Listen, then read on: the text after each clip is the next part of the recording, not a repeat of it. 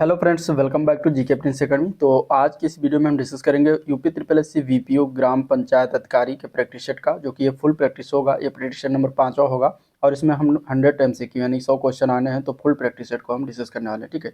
इसमें ग्राम पंचायत अधिकारी प्लस ग्राम पंचायती राज plus computer plus जो है उत्तर प्रदेश के मतलब तीनों के जो है पोर्शन का सिलेबस अनुसार इसमें क्वेश्चन रखा गया है, ठीक है। इसका ये 5वां प्रैक्टिस सेट है। इसके पहले 4 प्रैक्टिस सेट हो चुका है। जिन लोगों ने नहीं देखा है तो उसका प्लेलिस्ट बना दिया, चैनल पेज पर जाइए, आपको वहाँ से प्लेलिस्ट मिल जाएगा, वहाँ से आप उसको देख सकते हैं। तो चलिए इस वीडियो को स्टार्ट करते हैं। स्टार्ट करने से पहले अगर आप लोग चैनल पर नए हो अभी तक सब्सक्राइब नहीं किया तो चैनल को सब्सक्राइब करें, साथ ही साथ वीडियो को भी लाइक करें और अपने दोस्तों में ज़्यादा से शेयर करें, ठीक है। और आप वीडियो को पूरा देखिएगा, एंड तक देखिएगा, तभी इसका भरपूर फायदा आपको एग्जाम में मिल पाएगा, ठीक है।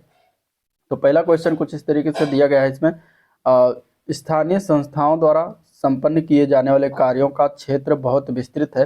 यह जो है कथन किसका है ये बताना है, ठीक है। ये कथन है और ये कथन किसके द्वारा कहा गया है, तो ये कथन कहा गया था जैक्सन के द्वारा। तो आंसर इसका बी आप समझ जाएगा, जैक्सन, ठीक है। जैक्सन ने कहा था कि स्थानीय संस्थाओं के द्वारा जो कार्य किया जाता है उसका क्षेत्र जो होता है बहुत फैला हुआ होता है। तो आंसर इसका बी ऑप्शन करेक्ट हो जाएगा। नेक्स्ट क्वेश्चन है, उत्तर प्रदेश में पंचायती राज विधि यानी संशोधन विधेयक कब लागू हुआ था, ठीक है। बहुत इंपॉर्टेंट क्वेश्चन है, इस तरीके से क्वेश्चन पूछा जाता है। तो उत्तर प्रदेश में पंचायती राज विधि यानी संशोधन विधेयक जो लागू हुआ था वो डेट क्या थी, एग्जैक्ट डेट याद रखिएगा, 22 अप्रैल 1994, ठीक है। क्या डेट था, 22 अप्रैल 1994। तो आंसर इसका बी ऑप्शन करेक्ट हो जाएगा। इसके बाद 73वां संविधान संशोधन हुआ, अधिनियम आया 24 अप्रैल 1993 को देश में प्रभावी हुआ था, ठीक है। 73वां संविधान संशोधन जो लागू हुआ था ये जो है 24 अप्रैल 1993 से जो है देश में प्रभावी हुआ था। तो ये भी याद रखिएगा। और उत्तर प्रदेश में अगर पूछा जाएगा तो 22 अप्रैल 1994 होगा। अगला क्वेश्चन देखते हैं। तो 11वीं अनुसूची में निम्नलिखित में से कौन से विषय इसमें से सूचीबद्ध हैं। तो 11वीं अनुसूची के अंतर्गत कौन से विषय यानी कि आते हैं। तो अगर हम बात करें इसमें आंसर की, तो देखिए इसमें लघु सिंचाई आता है, ठीक है। पशुपालन भी इसके अंतर्गत आता है। महिला एवं शिशु विकास ये भी आता है। अग्नि सेवा ये नहीं आता। मवेशी हाउस प्राणियों के प्रति क्रूरता निवारण ये भी नहीं आता। तो आंसर हो जाएगा 1, 2 एंड 3, ठीक है। तो आंसर क्या आ जाएगा 1, 2 एंड 3। लघु सिंचाई, पशुपालन, महिला एवं शिशु विकास ये सभी जो है 11वीं सूची अनुसूची में जो है लिखित विषय हैं जो कि आते हैं। 11वीं अनुसूची में कितने टोटल विषय को शामिल किया गया, तो टोटल 29 विषय हैं जो इसके अंतर्गत शामिल किया गया है, ठीक है। और 73वां संविधान संशोधन 1992 के द्वारा जो है अंतस्थापित 11वीं अनुसूची राज्य विधानमंडलों और पंचायतों के बीच जो है शक्तियों का आवंटन ये करती है। तो इसके अंतर्गत ये हो जाएगा। नेक्स्ट क्वेश्चन देखते हैं, पंचायतों का चुनाव कौन कराता है, ठीक है। इसका आंसर क्या होगा, पंचायतों का चुनाव। तो पंचायतों का चुनाव कराएगा इसमें से राज्य चुनाव आयोग। कौन कराएगा, राज्य चुनाव आयोग कराएगा। आंसर इसका ए ऑप्शन करेक्ट हो जाएगा, ठीक है। पंचायतों का चुनाव कौन कराता है, राज्य चुनाव आयोग कराता है। राज्य चुनाव आयोग अपने प्रधान अधिकारियों के माध्यम से ग्राम पंचायत का चुनाव कराता है। ग्राम पंचायत का चुनाव का कार्यकाल कितना होता है, तो 5 वर्ष होता है। और साथ ही साथ पंचायतों का संवैधानिक जो अधिकार 1992 में 73वां संविधान संशोधन के द्वारा दिया गया है। और इसके तहत जो है संविधान में 11वीं अनुसूची जोड़ी गई है जिसमें 29 विषय रखे गए हैं। चलिए नेक्स्ट क्वेश्चन। अगला क्वेश्चन है, उत्तर प्रदेश पंचायती राज अधिनियम से संबंधित क्वेश्चन है। 1947 का जो पंचायती राज अधिनियम उत्तर प्रदेश से संबंधित आया था उसकी धारा 15 जो है उसमें ग्राम सभा के कार्यों का निर्धारण करती है। और कौन कौन से कार्य हैं ग्राम सभा के, इसमें से आपको बताना है, ठीक है। इन 4-5 दिए गए कार्य। तो उत्तर प्रदेश पंचायती राज अधिनियम 1947 में जो धाराएं दी गई उनमें मेन जो ग्राम सभा के कार्य हैं ये सभी चीज़ें आपको पढ़नी पड़ेगी। तो इसमें देखिए, इसके अगर हम बात करें तो देखिए उत्तर प्रदेश पंचायती राज अधिनियम 1947 की धारा 15 में ग्राम सभा के कार्यों का जो निर्धारण किया गया है उसमें से कुछ मुख्य विषयों में अगर देखेंगे तो कृषि एवं कृषि को बढ़ावा देना तथा विकास करना ये इसके अंतर्गत आता है, ठीक है। मैदानों एवं चरागाहों का विकास करना ये भी अंतर्गत आता है। भूमि विकास में सरकार की सहायता न करना जो कि ये गलत है, न करना जो लिखा है ये गलत है, ये नहीं आएगा। भूमि विकास में सरकार की सहायता करना भी ग्राम सभा के कार्य के अंतर्गत आता है। लघु सिंचाई परियोजनाओं से जल वितरण का प्रबंधन एवं सहायता करना तो ये भी इसके कार्य के अंतर्गत आता है। डेयरी मुर्गी पालन आदि को बढ़ावा न देना जो कि ये गलत है, ये बढ़ावा दिया जाता है।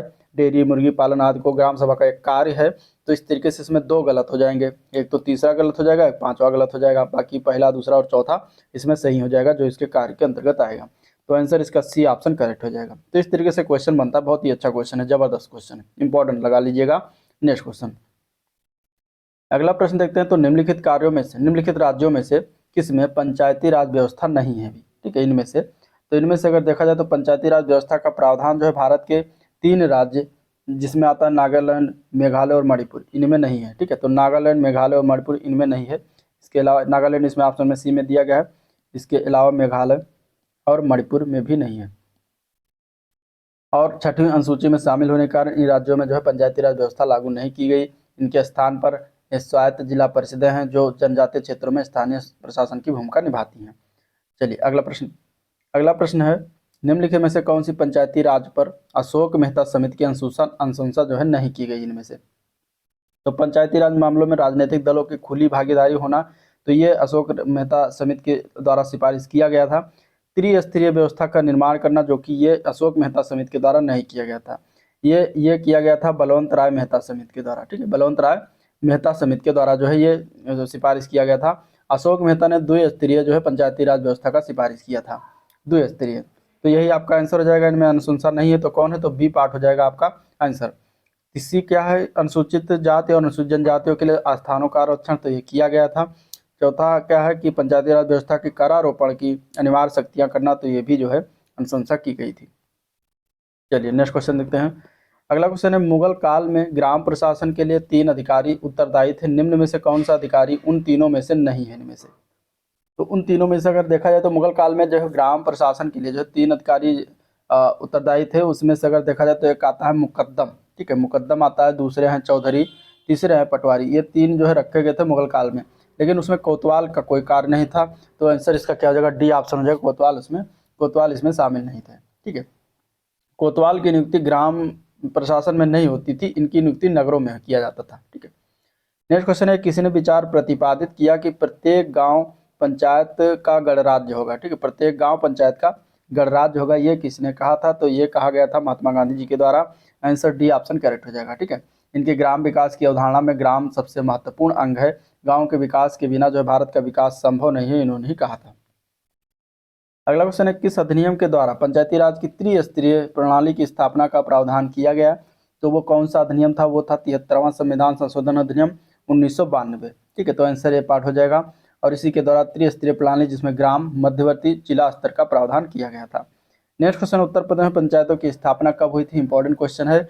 उत्तर प्रदेश में ग्राम पंचायतों की स्थापना कब की गई थी, तो उत्तर प्रदेश में पंचायतों की स्थापना हुआ था 15 अगस्त 1949 को, ठीक है, 15 अगस्त 1949 को।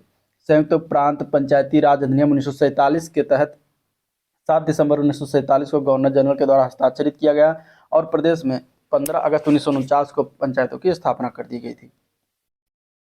अगला प्रश्न देखते हैं। तो मैं पंचायती राज के प्रति पूर्णतः आशान्वित हूँ, मैं महसूस करता हूँ कि भारत के संदर्भ में ये बहुत कुछ भौतिक और क्रांतिकारी है। यह कथन जो है किसी से संबंधित है, तो ये कथन पंडित जवाहरलाल नेहरू के द्वारा कही गई बातें हैं। तो आंसर ए पार्ट करेक्ट हो जाएगा, पंडित जवाहरलाल नेहरू, ठीक है। चलिए नेक्स्ट, निम्नलिखित में से कौन से कार्य ग्राम पंचायत से संबंधित है इनमें से।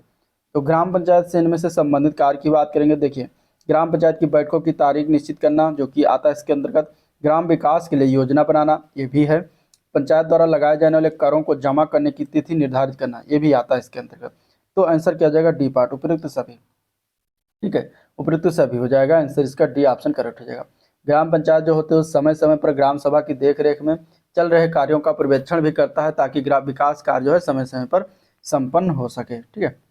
नेक्स्ट क्वेश्चन, ग्राम प्रधान को पद से हटाने के लिए कितने सदस्यों की आवश्यकता पड़ती है। ये भी इंपॉर्टेंट क्वेश्चन है। ग्राम प्रधान को पद से हटाने के लिए 2/3 सदस्यों की आवश्यकता पड़ती है। आंसर इसका ए पार्ट करेक्ट हो जाएगा, ठीक है। और इसके लिए कम से कम 15 दिन पूर्व जो है सूचना देना आवश्यक है। तो आंसर इसका ए पार्ट हो जाएगा। क्यों ये दो सदस्य की आवश्यकता पड़ती है, कौन होते हैं, तो ग्राम सभा में उपस्थित और मतदान करने वाले सदस्यों के 2/3 बहुमत के द्वारा ग्राम प्रधान को पद से हटाया जाता है, ठीक है। भारतीय संविधान के किस अनुच्छेद के अंतर्गत ग्राम पंचायत का गठन का प्रावधान किया गया है। ये भी इंपॉर्टेंट क्वेश्चन है। इसका आंसर हो जाएगा डी पार्ट, अनुच्छेद 40 के अंतर्गत, ठीक है, अनुच्छेद 40 के अंतर्गत। और ये राज्य के नीति निर्देशक सिद्धांत के अंतर्गत अनुच्छेद 40 में आधारभूत स्तर पर पंचायतों की मान्यता देते हुए कहा गया कि राज्य ग्राम पंचायतों को संगठित करने का उपाय करेगा। अगला क्वेश्चन, अगला प्रश्न है सहायक निर्वाचन अधिकारी की नियुक्ति कौन करता है? तो सहायक निर्वाचन अधिकारी की नियुक्ति करा जाता है जिला अधिकारी के द्वारा, ठीक है, डीएम डिस्ट्रिक्ट मजिस्ट्रेट उनके द्वारा किया जाता है। तो आंसर इसका सी पार्ट हो जाएगा। अगला प्रश्न है पंचायतों के निर्वाचन से संबंधित विधि बनाने का प्राधिकार किसके पास है? तो पंचायतों के निर्वाचन से संबंधित विधि यानी कि कानून बनाने का अधिकार जो होता है वो विधानमंडल के पास होता है। आंसर डी ऑप्शन करेक्ट हो जाएगा, ठीक है।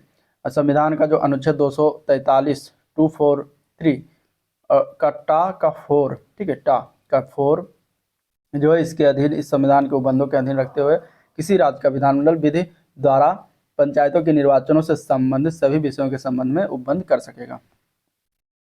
अगला क्वेश्चन देखते हैं। अगला प्रश्न है अनुसूचित जातियों और अनुसूचित जनजातियों के लिए पंचायतों में आरक्षण किस अनुपात में प्रदान किया गया है?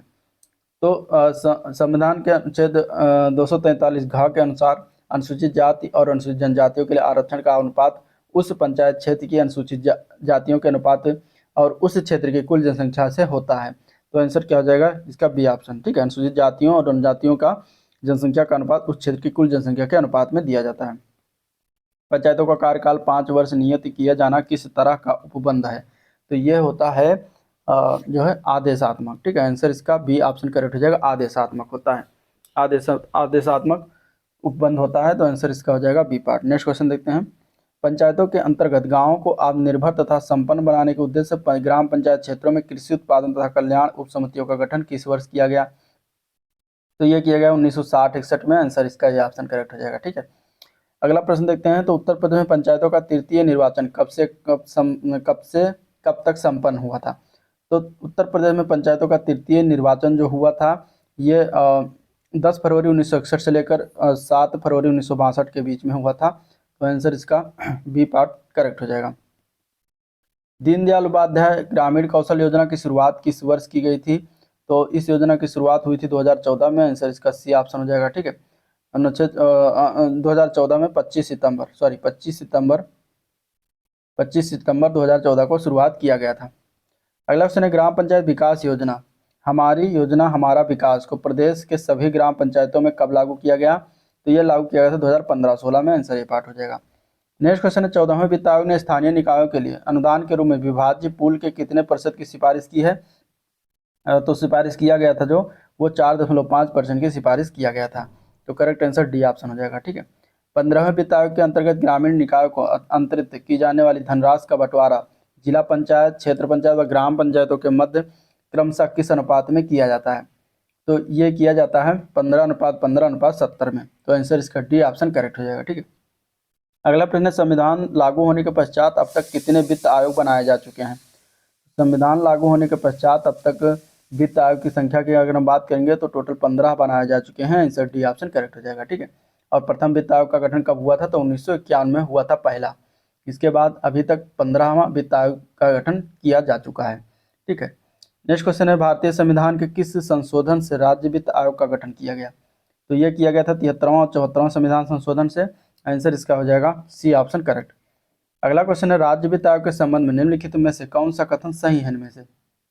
तो ये एक संवैधानिक संस्था है, ये जो है इसके बारे में सही है, बाकी ये सारे गलत हैं इसके बारे में, ठीक है। नेक्स्ट क्वेश्चन देखते हैं। पंचायतों के संदर्भ में निम्नलिखित कथनों पर विचार करना है इनमें से। तो इनमें से अगर देखा जाएगा तो पंचायतों के पास बहुत जिम्मेदारी है, सही है। पंचायतों के पास संसाधन भी बहुत हैं, ये गलत है। तो आंसर हो जाएगा सिर्फ एक, ठीक है। पंचायतों के पास बहुत सारी जिम्मेदारी है, तो ये सही है। अगला क्वेश्चन, जन्म और मृत्यु रजिस्ट्रीकरण अधिनियम 1969 के तहत जन्म से क्या तात्पर्य है? तो इसमें जन्म और मृत्यु रजिस्ट्रीकरण अधिनियम 1969 के तहत अगर परिभाषित जो शब्द जन्म है उसका तात्पर्य होता है जीवित जन्म या मृत जन्म, दोनों से होता है। तो सी पार्ट हो जाएगा, ठीक है, उपयुक्त दोनों। नेक्स्ट क्वेश्चन है गोद लिए गए बच्चे के जन्म प्रमाण पत्र जारी करने से पूर्व किसकी स्वीकृति आवश्यक होती है? तो ये संबंधित जो मजिस्ट्रेट होता है उनकी स्वीकृति चाहिए। तो आंसर ए पार्ट करेक्ट हो जाएगा, ठीक है। मृत्यु प्रमाण पत्र की आवश्यकता क्यों होती है? तो मृत्यु प्रमाण पत्र की आवश्यकता होती है उत्तराधिकार सिद्ध करने के लिए, संपत्ति प्राप्त करने के लिए, बीमा के लिए, सभी के लिए होती है। तो आंसर डी ऑप्शन करेक्ट हो जाएगा, ठीक है। कितने राज्यों ने ई पंचायत स्थापित करने की पहल की है? तो 7 राज्यों के द्वारा किया गया है। तो आंसर इसका हो जाएगा C option correct. Next question है ई डिस्ट्रिक्ट परियोजना के बारे में क्या सही है इसमें से कथन? तो ई डिस्ट्रिक्ट परियोजना की बात करेंगे तो ई डिस्ट्रिक्ट परियोजना ई गवर्नेंस योजना के अंतर्गत चलने वाली स्टेट मिशन मोड योजना है, जो कि सही है। इसका मुख्य उद्देश्य जन केंद्रित सेवाओं को कंप्यूटरीकरण करना है, भी सही है। ई डिस्ट्रिक्ट परियोजना में प्रमाण पत्र, शिकायत, जन वितरण प्रणाली, पेंशन बिल में आज सेवाएं सम्मिलित हैं, भी सही है। तो उपयुक्त सभी इसका राइट आंसर हो जाएगा। ठीक है, उपयुक्त सभी इसका राइट आंसर हो जाएगा। अगला प्रश्न है, भारत में ई गवर्नेंस की उत्पत्ति किस दशक में हुई? ठीक है, भारत में ई गवर्नेंस की उत्पत्ति किस दशक में हुआ है, ये बताना है। तो इसका आंसर क्या हो जाएगा? ई गवर्नेंस की उत्पत्ति की अगर हम बात करेंगे तो इसका आंसर हो जाएगा डी पार्ट। ठीक है, 1970 में हुआ था, डी पार्ट करेक्ट हो जाएगा। ठीक है, 1970 के दशक में हुआ था। ई गवर्नेंस से क्या मतलब है? तो इसमें मतलब सरकार द्वारा सेवाएं जो होती हैं, वह सूचना होती हैं, इंफॉर्मेशन होता है, उसको जनता तक जो है प्रयुक्त किए जाने वाले विद्युत साधन यानी कि जो डिजिटलीकरण के माध्यम से जो है प्रयोग करके जनसाधारण को उपलब्ध कराए जाने से होता है। ठीक है, तो इसका मतलब ई गवर्नेंस होता है, इलेक्ट्रॉनिक गवर्नेंस को कहते हैं। नेक्स्ट है, जल जीवन मिशन की घोषणा प्रधानमंत्री ने कब किया गया था? इंपॉर्टेंट क्वेश्चन है। जल जीवन मिशन आपके सिलेबस में दिया गया है, तो इसका आंसर हो जाएगा बी पार्ट। 15 अगस्त 2019 को 15 अगस्त 2019 को जल जीवन मिशन की घोषणा किया गया था। इस मिशन का लक्ष्य क्या है? तो मौजूदा जल आपूर्ति प्रणालियों एवं जल कनेक्शन, जल गुणवत्ता निगरानी और परीक्षण के साथ साथ सतत कृषि और कार्य क्षमता सुनिश्चित करना। तो आंसर बी ऑप्शन करेक्ट है। नेक्स्ट क्वेश्चन, भारत का पहला हर घर नल प्रमाणित जिला कौन सा है? तो भारत का पहला हर घर नल प्रमाणित जिला की बात करेंगे तो वो है जिला बुरहानपुर। आंसर इसका हो जाएगा बी ऑप्शन करेक्ट। ये किस राज्य में पड़ता है?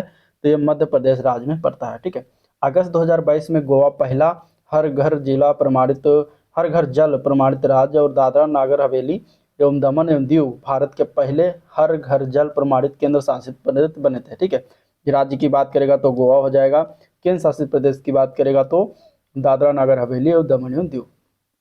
ग्रामीण स्वच्छता कार्यक्रम कब प्रारंभ हुआ था? तो ग्रामीण स्वच्छता कार्यक्रम की शुरुआत किया गया था 1986 में। ठीक है, तो 1986-87 इसका राइट आंसर हो जाएगा। ये भारत में स्वच्छता की पहली प्रमुख संरचित जो है पहल थी, और इसका उद्देश्य था बीपीएल आबादी के व्यक्तिगत उपयोग के लिए व्यक्तिगत स्वच्छता शौचालयों का निर्माण करना। नेक्स्ट क्वेश्चन देखते हैं, तो ग्रामीण भूमिहीन रोजगार गारंटी कार्यक्रम कब शुरुआत किया गया था? इंपॉर्टेंट क्वेश्चन है। तो ये शुरुआत किया गया था 1983-84 के अंतर्गत। तो आंसर ए पार्ट करेक्ट हो जाएगा। इसमें कम से कम भूमिहीन लोगों को कम से कम 100 दिनों के लिए जो है रोजगार काम की गारंटी जो है देता था। तो ये भी याद रखिएगा, ये केंद्र सरकार द्वारा वित्त पोषित कार्यक्रम था। नेक्स्ट क्वेश्चन है, समेकित बाल विकास योजना कब शुरुआत किया गया था? समेकित बाल विकास योजना की शुरुआत किया गया था 1975 में। आंसर सी ऑप्शन करेक्ट हो जाएगा।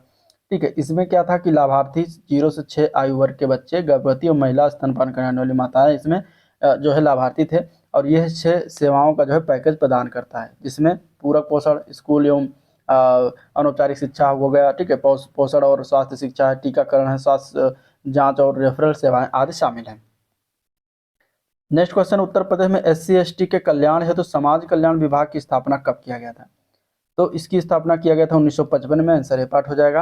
आंसर क्या हो जाएगा? ए पार्ट करेक्ट हो जाएगा। ठीक है, नेक्स्ट क्वेश्चन देखते हैं, पंचायत सहायक के रूप में चयनित अभ्यर्थी का विवरण ग्राम पंचायत की प्रशासनिक समिति द्वारा किसे प्रेषित की जाएगी? तो ये प्रेषित किया जाता है जिला अधिकारी की अध्यक्षता में गठित समिति को। तो आंसर ए पार्ट करेक्ट हो जाएगा। ठीक है, आंसर क्या हो जाएगा? ए पार्ट करेक्ट हो जाएगा। अगला क्वेश्चन है, पंचायत सचिवालय में साफ सफाई है तो सफाई कर्मियों की ड्यूटी कैसे लगाई जाएगी? तो इसके अगर हम आंसर की बात करेंगे तो आंसर हो जाएगा सी पार्ट, रोस्टर के अनुसार लगाई जाती है। ठीक है, पंचायत सचिवालय में साफ सफाई हेतु जो है अगर किसी पंचायत में एक से अधिक सफाई कर्मी हो तो ग्राम सचिवालय परिसर में व कमरों की साफ सफाई के लिए उनकी ड्यूटी रोस्टर के अनुसार लगाया जाता है। नेक्स्ट क्वेश्चन है, गांव के लोगों की समस्याओं को प्रधान और सचिव तक पहुंचाने का कार्य किया जाता है किसकी के द्वारा? तो ये होता है जिला पंचायत सहायक के द्वारा।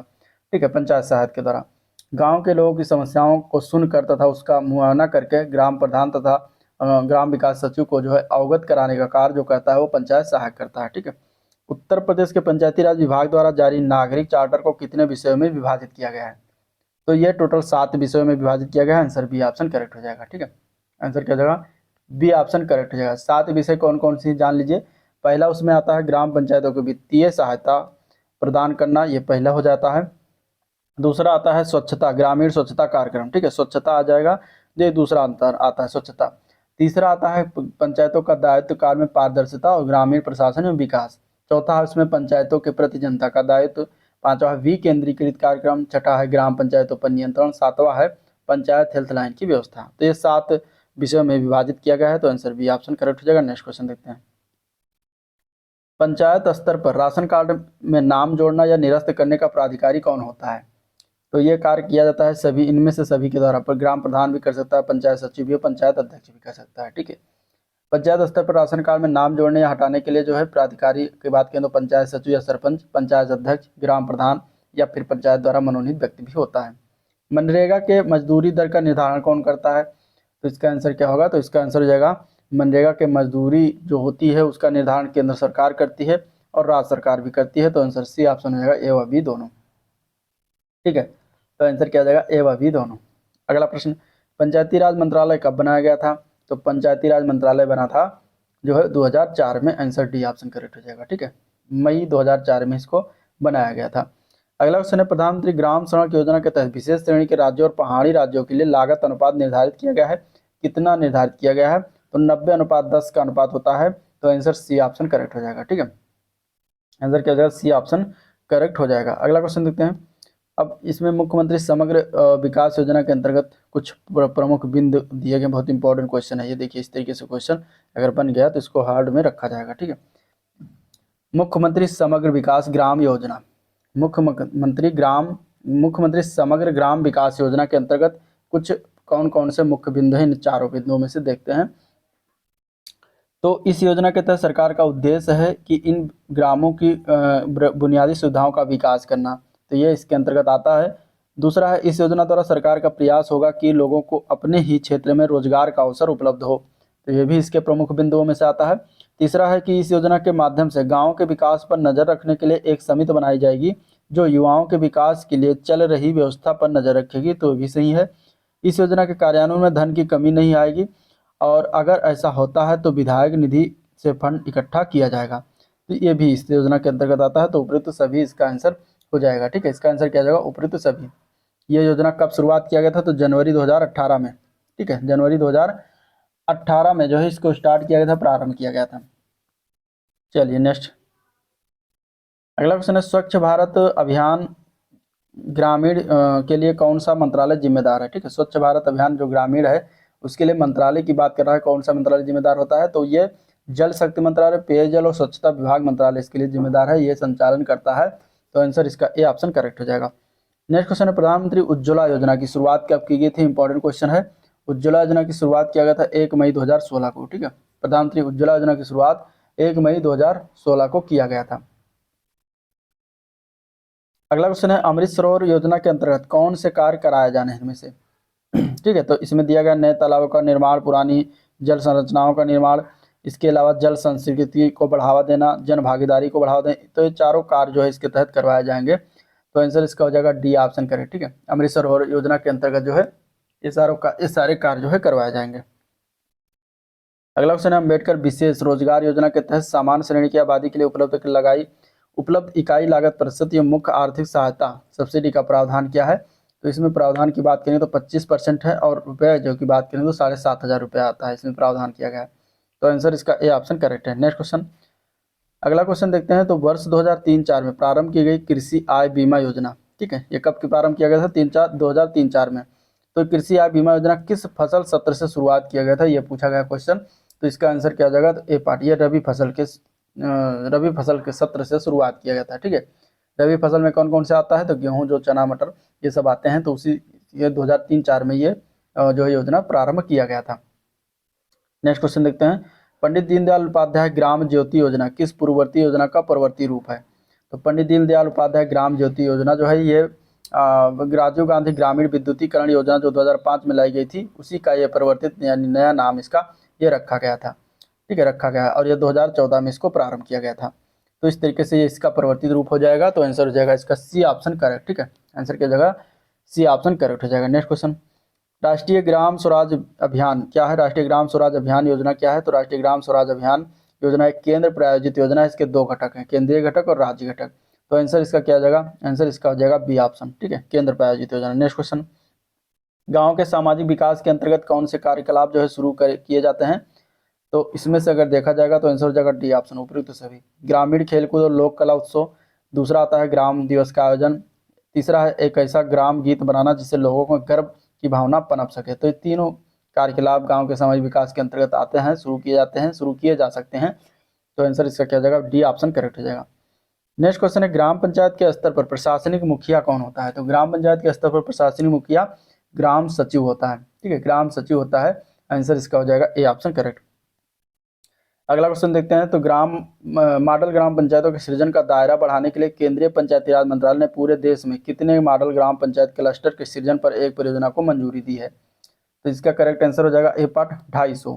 ठीक है, 250 मॉडल ग्राम पंचायत क्लस्टर के सृजन पर एक परियोजना को मंजूरी दिया गया है। तो आंसर ए पार्ट करेक्ट हो जाएगा। अगला क्वेश्चन है स्मार्ट विलेज के तीसरे चरण का किससे संबंधित है? स्मार्ट विलेज का तीसरा चरण जो किससे संबंधित है बताना है। तो ये संबंधित उद्यमशीलता से, आंसर बी पार्ट हो जाएगा। ठीक है, स्मार्ट विलेज का तीसरा चरण जो है उद्यमशीलता से संबंधित है। तो आंसर इसका क्या होगा, बी पार्ट करेक्ट हो जाएगा। ग्रामीण मेलों हाटों का जो है शुल्क लगाया जा सकता है, किसके द्वारा लगाया जाता है? तो ग्रामीण जो मेला होता है तो उन पर शुल्क की अगर हम बात करेंगे तो ये ग्राम सभा के द्वारा लगाया जाता है। ये पार्ट करेक्ट हो जाएगा। ठीक है, और इन शुल्कों का एकत्रीकरण कौन करता है? पंचायत सेक्रेटरी करता है। नेक्स्ट क्वेश्चन है ग्राम सभा में परिवार रजिस्टर को त्रैमासिक आधार पर किसके द्वारा संशोधित किया जाता है? तो ये ग्राम पंचायत अधिकारी के द्वारा संशोधित किया जाता है। तो आंसर इसका क्या हो जाएगा, बी ऑप्शन करेक्ट हो जाएगा। ठीक है, बी ऑप्शन इसका करेक्ट हो जाएगा। भारत में मृत्यु पंजीकरण कितने दिनों के अंदर करवाना जो है अनिवार्य होता है?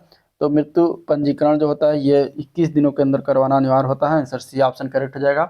यदि मृतक परिवार ने 21 दिन के अंदर मृत्यु पंजीकरण नहीं करवाता है तो उन्हें जुर्माने का भुगतान करना पड़ता है। अगला प्रश्न है ग्राम पंचायत अधिकारी का कार्य क्या है? तो ग्राम पंचायत अधिकारी का कार्य की बात करेंगे तो लिपिकीय कार्य होता है, धन का लेखा जोखा करना होता है और ऑडिट के लिए लेखा जोखा को मुहैया कराना होता है। तो ये सभी कार्य जो है ग्राम पंचायत अधिकारी का कार्य है। ठीक है, तो आंसर क्या आ जाएगा, बी डी पार्ट करेक्ट है, उपरोक्त सभी। ठीक है, ग्राम पंचायत क्या करता है, लिपिकीय कार्य के साथ साथ धन का लेखा जोखा भी रखता है और ऑडिट होने पर इस लेखा को मुहैया करवाता है। अब क्वेश्चन होंगे जो आपके कंप्यूटर से होंगे। ठीक है, निम्नलिखित सीपीयू का कौन सा भाग एएलयू क्रियाविधि के दौरान अस्थायी रूप से आंकड़ों का जो है संग्रहण करता है? ठीक है, तो CPU central processing unit, ALU arithmetic logical unit. तो इन दोनों का ये फुल फॉर्म हो गया और इसमें इस तरीके से क्वेश्चन पूछा गया। तो कौन सा भाग है जो एएलयू क्रियाविधि के दौरान अस्थायी रूप से आंकड़ों का संचयन करने का कार्य करता है? तो वो होता है रजिस्टर। ठीक है, आंसर क्या हो जाएगा, C option register. C option क्या हो जाएगा, रजिस्टर हो जाएगा। अगला प्रश्न देखते हैं। Desktop computer, laptop, tablet, smartphone इनमें से किसके विभिन्न प्रकार हैं? तो ये सभी की अगर हम बात करेंगे तो किसके विभिन्न प्रकार होते हैं? तो ये सभी होते हैं माइक्रो कंप्यूटर के अंतर्गत आते हैं। ठीक है, माइक्रो कंप्यूटर के प्रकार हैं। माइक्रो कंप्यूटर एक छोटा आकार पर्सनल कंप्यूटर का ही पर्याय होता है जिसमें सीपीयू के रूप में माइक्रो प्रोसेसर का प्रयोग किया जाता है। नेक्स्ट क्वेश्चन है एआई में यानी कि आर्टिफिशियल इंटेलिजेंस में निर्णय या सामान्य ज्ञान भाग का उपयोग करके समस्या को हल करना आमतौर पर क्या जाना जाता है? आमतौर पर उसे क्या कहते हैं? ऑप्शन कुछ इस तरीके से दिया गया है। तो इसमें अगर हम बात करेंगे तो आंसर इसका हो जाएगा सी पार्ट। इसको कहते हैं ह्यूरिस्टिक। क्या कहते हैं? ह्यूरिस्टिक कहते हैं। एआई यानी आर्टिफिशियल में ह्यूरिस्टिक एक शब्द है जिसका उपयोग निर्णय या सामान्य ज्ञान भाग का उपयोग करके समस्या को हल करने के लिए आमतौर पर प्रयोग किया जाता है। अगला क्वेश्चन 69 क्वेश्चन है आर्टिफिशियल इंटेलिजेंस में निम्न में से कौन सा एजेंट उच्च गुणवत्ता का वर्णन करता है? तो उच्च गुणवत्ता का वर्णन जो करता है वो यूटिलिटी बेस्ड एजेंट होता है जो करता है। तो आंसर सी ऑप्शन करेक्ट हो जाएगा। ठीक है, अगला क्वेश्चन है एक ग्रीन पीसी। ठीक है, ग्रीन पीसी के बारे में पूछा गया है कि एक ग्रीन पीसी क्या करता है क्या नहीं करता। तो एक ग्रीन पीसी जो होता है पुराने पीसी की तुलना में कम ऊर्जा का प्रयोग करता है तो उसको हम ग्रीन पीसी कहते हैं। ठीक है, ग्रीन जो होता है पर्सनल कंप्यूटर का एक ऐसा कंप्यूटर होता है जिसे ऊर्जा बचाने के लिए डिजाइन किया गया है। ठीक है, इसमें कम बिजली की खपत होती है, कंप्यूटर पावर प्रबंधन क्षमताएं होती हैं। ग्रीन पीसी आमतौर पर जो है अपने पूर्ववर्तियों की तुलना में कम गर्मी भी उत्पन्न करती है तो इसीलिए उसे ग्रीन पीसी कहा जाता है। तो आंसर इसका बी ऑप्शन करेक्ट हो जाएगा। क्वांटम डॉट क्या है? क्वांटम डॉट क्या है? ठीक है, क्वांटम डॉट की अगर हम बात करेंगे तो ये एक सेमीकंडक्टर नैनो स्ट्रक्चर होता है। ठीक है, अर्धचालक नैनो संरचना या सेमीकंडक्टर नैनो स्ट्रक्चर होता है। क्वांटम डॉट्स जो होता है ये मानव निर्मित नैनो संरचना वाला क्रिस्टल होता है जो इलेक्ट्रॉनों का एक स्थान से दूसरे स्थान पर संचरण करते हैं, चलते हैं, विचरण करते हैं और यह कृत्रिम नैनो संरचना होती है। ठीक है, तो आंसर इसका क्या हो जाएगा, डी पार्ट हो जाएगा। नेक्स्ट क्वेश्चन, कंप्यूटर शब्दावली में CLI का फुल फॉर्म क्या होता है? CLI का फुल फॉर्म क्या होता है? तो CLI का फुल फॉर्म होता है कमांड लाइन इंटरफेस, ठीक है, कमांड लाइन इंटरफेस इसका जो है फुल फॉर्म होता है, जो कि सी पार्ट में दिया गया है, ठीक है, आंसर क्या जाएगा सी पार्ट। नेक्स्ट क्वेश्चन, इसमें ITR का फुल फॉर्म बताना है, तो ITR का फुल फॉर्म होता है इनकम टैक्स रिटर्न, ठीक है, इनकम टैक्स रिटर्न होता है, आंसर इसका क्या हो जाएगा, ए पार्ट करेक्ट हो जाएगा, ठीक है। नेक्स्ट क्वेश्चन, MS वर्ड 2019 में सेव एज विकल्प शॉर्टकट कुंजी कौन सी होती है, शॉर्टकट की कौन सी है सेव एज के लिए, तो MS वर्ड में सेव एज की शॉर्टकट की जो होती है वो होता है F12, ठीक है, F12 क्लिक करेंगे तो सेव एज जो है खुल जाएगा विंडोज, और इस तरीके से उसका प्रयोग करते हैं, तो आंसर सी ऑप्शन करेक्ट है। नेक्स्ट क्वेश्चन, MS वर्ड 2019 में एंड नोट डालने के लिए निम्न में से किस शॉर्टकट की का प्रयोग किया जाता है, तो एंड नोट डालने के लिए MS वर्ड में 2019 वाले में जो हम कंट्रोल प्लस ALT+D का प्रयोग करते हैं, आंसर सी ऑप्शन करेक्ट हो जाएगा, ठीक है। ALT शिफ्ट प्लस F12 का प्रयोग किया जाता है सेलेक्ट कोटेशन ऑप्शन के लिए, ठीक है, सेलेक्ट कोटेशन ऑप्शन के लिए। ALT शिफ्ट प्लस X का प्रयोग किसके लिए करता है, तो एक इंडेक्स एंट्री मार्क करता है, ठीक है, तो ये भी याद रखिएगा, तो आंसर सी ऑप्शन हो जाएगा। नेक्स्ट क्वेश्चन, अगला क्वेश्चन है शीर्षक यानी कि टाइटल केस के मामले में क्या होता है, तो in case of title case, तो टाइटल केस के मामले में अगर हम बात करें तो एक वाक्य में हर शब्द कैपिटल किया जाता है, ठीक है, तो आंसर क्या हो जाएगा इसका, बी ऑप्शन करेक्ट हो जाएगा, ठीक है, टाइटल केस में वाक्य का प्रत्येक शब्द प्रथम अक्षर कैपिटल होता है। नेक्स्ट क्वेश्चन है, एक स्प्रेडशीट में फंक्शन मोड रिटर्न क्या होता है, फंक्शन जो मोड रिटर्न है स्प्रेडशीट यानी कि एक्सेल में एक संख्या को दूसरे से विभाजित करने के बाद मॉड्यूलो ऑपरेशन तक जो है डिवीजन के शेष या शेष फल को जो है लौटाता है, तो उसको हम कहते हैं मोड रिटर्न, ठीक है, शेष जब आप दो संख्याओं को विभाजित करते हैं तो उसको मोड रिटर्न कहते हैं, आंसर ये पार्ट हो जाएगा। अगला प्रश्न है ईमेल सेवा निरूपित करता है या ईमेल सर्विसेज स्टैंड्स फॉर किसके लिए स्टैंड्स है, तो आंसर की बात करेंगे तो ये एक ईमेल सेवा मतलब इलेक्ट्रॉनिक मेल, ठीक है, ईमेल मीन्स क्या होता है, ईमेल मीन्स इलेक्ट्रॉनिक मेल इसका पूरा नाम है, ठीक है, एक प्रकार का डिजिटल मैसेज है जो एक यूजर से दूसरे यूजर के साथ कम्युनिकेट करने के लिए इस्तेमाल किया जाता है, इसे ईमेल में टेक्स्ट फाइल इमेज या फिर अटैचमेंट कोई भी कर सकते हैं। अच्छा ठीक है, तो आंसर क्या हो जाएगा इसका, बी ऑप्शन हो जाएगा। नेक्स्ट क्वेश्चन, प्रचालन तंत्र यानी ऑपरेटिंग सिस्टम द्वारा निम्नलिखित में से कौन सा कार्य किया जाता है या किए जाते हैं, तो ऑपरेटिंग सिस्टम के द्वारा इनमें से अगर देखा जाए तो प्रोसेस मैनेजमेंट किया जाता है, सिक्योरिटी मैनेजमेंट किया जाता है, फाइल मैनेजमेंट भी करते हैं, तो सभी किया जाता है, तो आंसर डी ऑप्शन हो जाएगा, ठीक है, तो ये भिन्न जो है प्रमुख कार्य हैं ऑपरेटिंग सिस्टम के, तो आंसर डी ऑप्शन करेक्ट हो जाएगा। नेक्स्ट क्वेश्चन है, एक कंप्यूटर में एक सभी अंकगणितीय तथा तार्किक परिचालन किसके द्वारा किया जाता है, तो एक कंप्यूटर में सभी अंकगणितीय और तार्किक परिचालन जो होता है वो किसके द्वारा करते हैं, तो ये किया जाता है ALU के द्वारा, ठीक है, अर्थमेटिक लॉजिक यूनिट के द्वारा हम जो है गणनाएं तुलनाएं ये सभी प्रकार चीज़ें करते हैं, तो आंसर ए पार्ट हो जाएगा। नेक्स्ट क्वेश्चन, अब आता है उत्तर प्रदेश से संबंधित क्वेश्चन, ठीक है, उत्तर प्रदेश 20 क्वेश्चन आएंगे, कंप्यूटर से 15 आएंगे। चलिए, उत्तर प्रदेश के किस विश्वविद्यालय को पूर्व का ऑक्सफोर्ड के नाम से जाना जाता था, तो उस विश्वविद्यालय का नाम है इलाहाबाद विश्वविद्यालय, ठीक है, आंसर इसका सी ऑप्शन करेक्ट हो जाएगा। नेक्स्ट क्वेश्चन है, निम्नलिखित जनपदों में से किन में साक्षरता दर सबसे कम है, इनमें से, तो श्रावस्ती में सबसे कम साक्षरता दर है, तो आंसर बी ऑप्शन करेक्ट हो जाएगा, ठीक है, सबसे कम वाला साक्षरता दर वाला जिला श्रावस्ती है, जहाँ साक्षरता दर कितना है 46.7% है, ठीक है, 46.7% है, ठीक है, और सर्वाधिक साक्षरता दर किस जिले में है, तो वो है गौतम बुद्ध नगर में, ठीक है, 80%, ये याद रखिएगा। नेक्स्ट क्वेश्चन, प्रधानमंत्री किसान सम्मान निधि योजना यानी PM किसान जिसको कहते हैं, इसके तहत लाभ प्राप्त करने के संबंध में उत्तर प्रदेश राज्य को कौन सा स्थान प्राप्त है, तो इसमें जो है पहला स्थान प्राप्त है, आंसर ए पार्ट हो जाएगा, ठीक है, पहला स्थान। कब शुरुआत किया गया था, 24 फरवरी 2019 को प्रधानमंत्री किसान सम्मान निधि योजना शुरुआत किया गया था, ठीक है, और इसके तहत सभी किसानों को 6,000 रुपये प्रति वर्ष वित्तीय सहायता प्रदान किया जाता है, जिसमें पहला स्थान उत्तर प्रदेश का आता है, सबसे ज़्यादा प्रदान किया गया।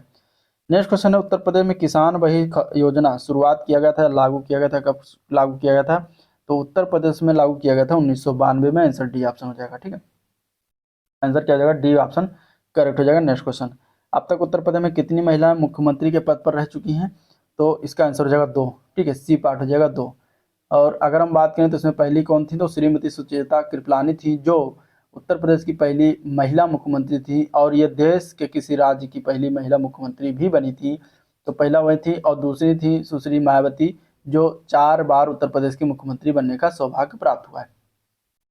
ठीक है, चलिए उत्तर प्रदेश का एकमात्र मुक्त विश्वविद्यालय जाना जाता है किस नाम से, तो उसको हम जानते हैं राजर्षि पुरुषोत्तम दास टंडन मुक्त विश्वविद्यालय। आंसर सी ऑप्शन करेक्ट हो जाएगा। ठीक है, ये कहाँ पर है, प्रयागराज, प्रयागराज में स्थित है और ये पहला विश्व मुक्त विश्वविद्यालय है। ठीक है, मुक्त विश्वविद्यालय 1999 में इसकी स्थापना किया गया था। नेक्स्ट क्वेश्चन है, उत्तर प्रदेश में निम्नलिखित जिलों में से कहाँ अनुसूचित जातियों की जनसंख्या सर्वाधिक है इनमें से, तो वो हो जाएगा सीतापुर। आंसर बी पार्ट हो जाएगा। नेक्स्ट क्वेश्चन देखते हैं, निम्नलिखित में से कौन सा सही सुमेलित नहीं इनमें से, अमीर खुसरो एटा, मिर्जा गालिब आगरा, जोश मलिहाबाद, राम प्रसाद बिस्मिल दिया गया है प्रयागराज, जो कि ये गलत है। ठीक है, राम प्रसाद बिस्मिल जो है ये इनका जन्म जो हुआ था 1897 में, ये शाहजहांपुर में हुआ था। ठीक है, शाहजहांपुर, ना कि प्रयागराज में, तो यही गलत है, बाकी सारे सही है। नेक्स्ट क्वेश्चन, निम्नलिखित में से कौन एक कथक कलाकार नहीं इनमें से, तो इनमें से कथक कलाकार की बात करें तो किशन महाराज जो है वो कथक कलाकार नहीं है। ठीक है, किशन महाराज जो है बनारस घराने के ये तबला वादक हैं, तबला वादक हैं।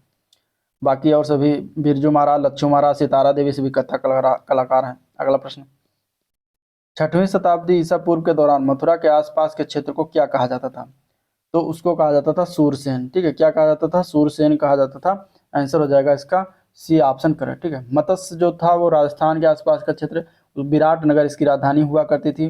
पांचाल जो था वो पांचाल कहाँ का, तो बरेली और बदायूं इसका क्षेत्र जो पांचाल कहा जाता था, इसकी अधिक्षेत्र राजधानी हुआ करती थी। अंग जो थे ये बिहार का क्षेत्र था, इसकी राजधानी कहाँ थी, चंपा थी। सूरसेन की राजधानी कहाँ थी, मथुरा थी। ठीक है, नेक्स्ट क्वेश्चन, नवाब सुजाउद्दौला की बेगम का प्रसिद्ध मकबरा बहू बेगम का मकबरा निम्नलिखित में से किस स्थान पर अवस्थित है, तो ये स्थित है फैजाबाद में। ठीक है, आंसर क्या हो जाएगा, डी ऑप्शन करेक्ट हो जाएगा। फैजाबाद अयोध्या बहू बेगम का मकबरा स्थित है। आंसर डी पार्ट करेक्ट हो जाएगा। नेक्स्ट क्वेश्चन, ताज अंतर्राष्ट्रीय हवाई अड्डे का निर्माण किया जा रहा है, तो ताज अंतर्राष्ट्रीय हवाई अड्डा का निर्माण गौतम बुद्ध नगर में किया जा रहा है, तो आंसर इसका बी ऑप्शन करेक्ट है। उत्तर प्रदेश में परमाणु ऊर्जा केंद्र स्थापित है, तो एकमात्र है नरौरा बुलंदशहर में। आंसर सी ऑप्शन हो जाएगा। उद्योगों को उनके शहरों के नाम से सम्मिलित करना है। रेणुकूट, रेणुकूट में अगर हम बात करें तो उद्योग यहाँ पे एल्युमिनियम उद्योग है। ऋषिकेश की बात करेंगे तो यहाँ पे एंटीबायोटिक प्लांट है। मेरठ में खेल के सामान बनाए जाते हैं। अलीगढ़ में जो है अलीगढ़ के ताले प्रसिद्ध हैं, तो आंसर हो जाएगा सी ऑप्शन करेक्ट। अगला क्वेश्चन, उत्तर प्रदेश में स्कूल पेपर ऑफ टेक्नोलॉजी स्थित है, कहाँ पर स्थित है, तो ये सहारनपुर में। ठीक है, पेपर टेक्नोलॉजी की बात करें सहारनपुर में, सहारनपुर कागज निर्माण के लिए फेमस है। ठीक है, तो आंसर इसका डी ऑप्शन हो जाएगा। उत्तर प्रदेश में मॉडर्न कोच फैक्ट्री ये कहाँ पर स्थित है, तो मॉडर्न कोच फैक्ट्री जो है रायबरेली के लालगंज में स्थित है, तो आंसर इसका बी ऑप्शन करेक्ट हो जाएगा, रायबरेली। ठीक है, 2012 में इसकी स्थापना किया गया था। उत्तर प्रदेश में स्थित काशी एक प्रसिद्ध भारतीय तीर्थ केंद्र है, एक प्रसिद्ध भारतीय तीर्थ केंद्र काशी निम्नलिखित में से किस नदी के तट पर स्थित है, तो काशी की बात करेंगे तो गंगा नदी के तट पर स्थित है। आंसर डी ऑप्शन करेक्ट हो जाएगा। ठीक है, भारत में नलकूप एवं कूप से सिंचित अधिकतम क्षेत्रफल वाला राज्य कौन सा है, तो वो राज्य हो जाएगा Uttar Pradesh. Answer A part correct है, उत्तर प्रदेश। ठीक है, 83% भूभाग जो है नलकूपों के द्वारा सिंचाई किया जाता है। भारत के राज्यों में उत्तर प्रदेश की जन उत्पाद का सबसे बड़ा उत्पादक नहीं है इनमें से, तो इनमें से अगर देखा जाए तो फूलों का उत्पादन नहीं होता उत्तर प्रदेश में सबसे बड़ा। फूलों के मामले में प्रथम स्थान पर तमिलनाडु है। ठीक है, तमिलनाडु जो है प्रथम स्थान पर आता है। बाकी आलू, गेहूं, गन्ना का प्रथम स्थान आता है उत्तर प्रदेश का। कौन सा राज्य भारत का शक्कर का प्याला कहा जाता है, तो कौन सा राज्य है जो भारत का शक्कर का प्याला कहते हैं, तो वो हम उत्तर प्रदेश को ही कहते हैं। आंसर डी ऑप्शन करेक्ट हो जाएगा। ठीक है, तो ये थे टोटल 100 क्वेश्चन जिसको हम लोगों ने डिस्कस किया। अगर वीडियो पसंद आया तो लाइक करिए, चैनल को सब्सक्राइब नहीं किया है तो अभी तक तो सब्सक्राइब करके जाइएगा और साथ ही साथ अपने दोस्तों में शेयर भी कर दीजिएगा। ठीक है, चलिए इस वीडियो को एंड करते हैं, मिलते हैं इसके नेक्स्ट प्रैक्टिस सेट में, तब तक के लिए थैंक यू, नमस्कार।